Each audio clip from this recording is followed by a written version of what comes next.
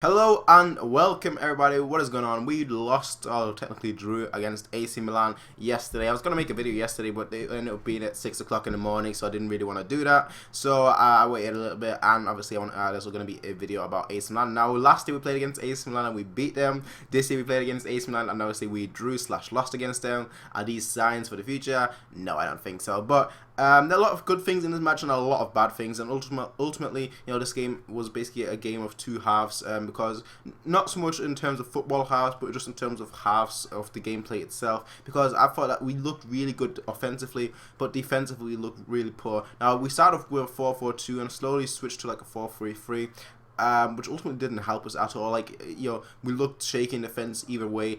And AC Milan, every time they had the ball, I think it was Niang or whatever, who had like 6 good chances, who caused our defense a lot of trouble. Now, their first goal obviously came from a Badstuber mistake, which was not really the best way to come back, honestly. It wasn't really the best way to have an introduction of being out for injuries for a year. So, making a mistake like that and coming back like that is not really the best way you want to come back. So, it is what it is ultimately, but Badstuber, he got his 30 minutes, and now he's going to be maybe ready to play maybe 40 minutes in the next match, 50 minutes in the match after that, and then slowly and surely he's going to come back. And I just want to see him get back to his regular health. I just want to see him get back to his best form, to his fitness, and if he can do that, then I'm sure he'll be a great asset to the team. But based on obviously yesterday's performance, you could clearly tell that he's a little bit struggling with fitness and whatnot, and that's obviously naturally because he's been out for so long. So that is the Badstuber part. But obviously Ribery, I really want to talk about Ribery because I've mentioned that before. I said that before, and everyone was like, "No." When Robin got injured, everyone was saying that Ribery and Robin, they're not. We should just get rid of them.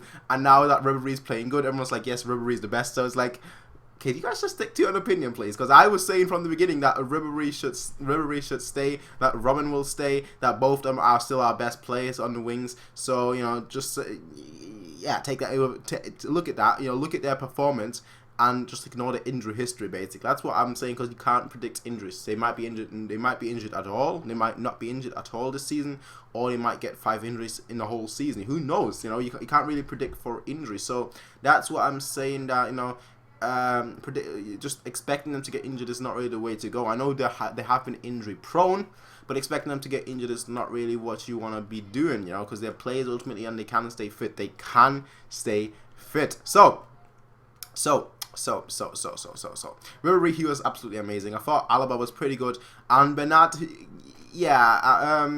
he didn't have his best game at all. He actually looked pretty shaky. Defensively, offensively, he looked pretty shaky, and ultimately, he was at fault for a lot of the attacks that AC Milan was able to do. He wasn't really doing much in the whole game, to be fair, but he was still the left side, and the left side was much better than the right side yesterday, because the right side, it looked like non-threatening. It just looked stale. Lam doesn't have the pace. Rafinha doesn't do it fast enough. So ultimately, you have 2 players on the wings, or 2 players that are trying to cross in, that are not fast enough to actually play that role. And it was kind of lacking.